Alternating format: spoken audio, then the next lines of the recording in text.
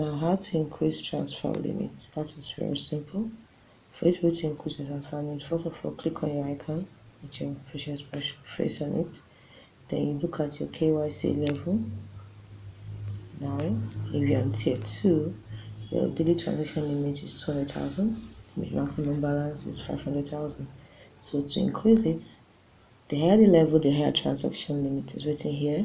Know your customer level benefits. So tier 3, your daily transaction limit will be 5 million and the maximum balance will be limited. So, and the requirements is face recognition, proof of address, and you verify your NIN photo. For me to get to tier 2, I had to provide my NIN and my BVN.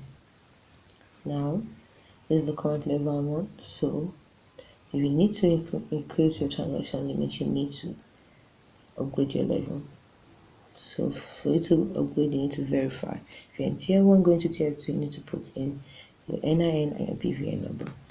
And if you're tier 2 going to tier 3, you need to verify face recognition, proof of address, and verify your NIN photo. Now to verify your NIN photo, you need to have a physical NIN card that you will take a picture of and for a verification purpose.